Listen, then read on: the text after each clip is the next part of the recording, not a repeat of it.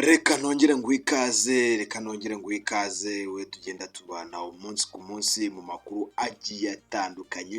Aya ni amwe mu makuru atari meza kuri M23, dore ko ibi ari bimwe noneho mu bintu biri kugenda bivugwa bishobora kwitegurwa mu minsi mike M23 ibaye idashoboye kuryamira amajanja, ishobora gutungurwa cyane n'igitero gikomeye cyane gishobora kuyisiga ibaye igisenzegeri.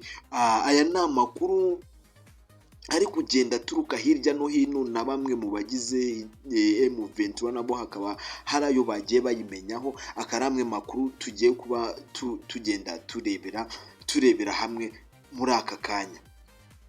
Ni amwe mu makuru avuga ko ingabo za Repubulika Iharanira Demokarasi ya Kongo n'imitwe y'ingabo bikorana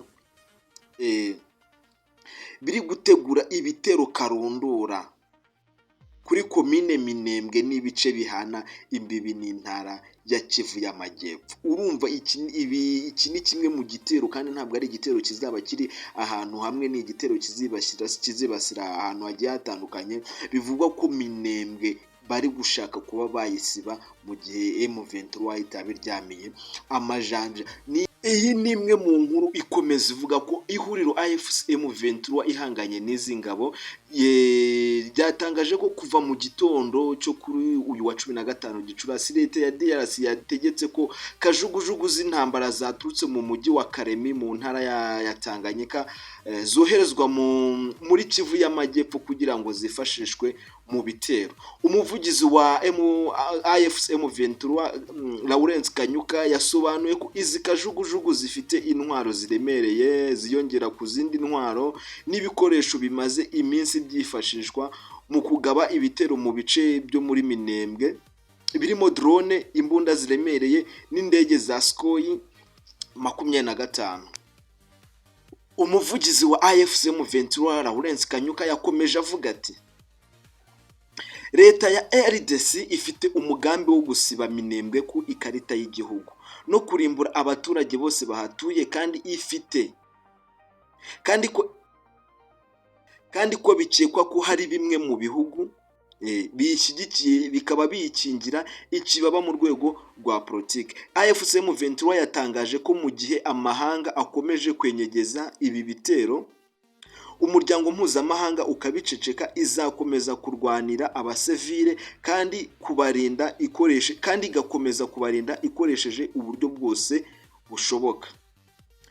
Ikomeza ivuga ati: izi kajugujugu zoherejwe ku rugamba nyuma y'igitero cya drone Sukhoi 25 n'ingabo zirwanira ku butaka cyagabwe mu bice byo muri Minembwe birimo Karingi, Gakenke, Bidegu na Rugezi ku wa 14 Gicurasi 2026. Ubwo ibyo ni ibitero byaje kuba byaba umunsi w'ejo, mwagiye mubibona mu makuru agiye atandukanye.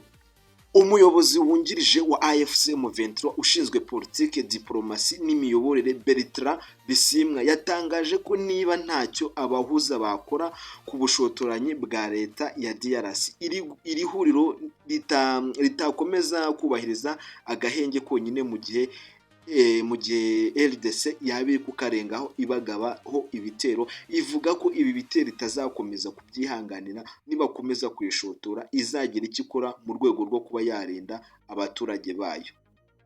Yakomeje agira ati: ntibyumvikana ko abahuza n'abatanga ubufasha mu biganiro bakomeje guceceka mu gihe Kinshasa ikomeje ubushotoranyi. AFC M23 ntiyashobora kubahiriza amasezerano yonyine mu gihe urundi ruhande rutayubahiriza. Mu gihe bashaka kudushotoraho, natwe tuzakora ibishoboka kugira natwe tube kwakirwanaho.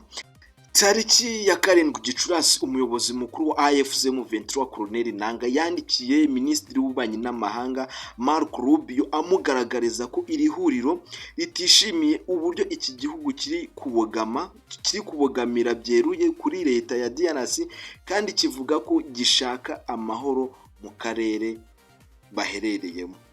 Nanga yagaragaje ko amasezerano y'ubucukuzi bw'amabuye y'agaciro Amerika yagiranye na RDC mu Kuboza 2025 ari kimwe mu byo leta ya Kinshasa yifashisha kugira ngo ikingirwe ikibaba mu gihe ikomeza ubushotoranyi bwo kuba babashotoraho babagabaho ibitero. Iyi ni inkuru yarije kuba yaboneka mu gihe muri iri huriro AFC M23 naho hari kugenda habamo impinduka zigiye zitandukanye mu buyobozi, impinduka zikiri kwibazwaho cyaba cyaziteye, niba wenda hari uwaba wabinjiriye. Ibyo bintu ni mu bimwe bitaramenyekana, nibyo ngiye kuba nakinjiramo nacukumbura bazanira inkuru yaba ibisobanura neza ibishyira ku mugaragaro. Turebe izi mpinduka ziri kuba muri AFC M23 ziri guterwa n'iki.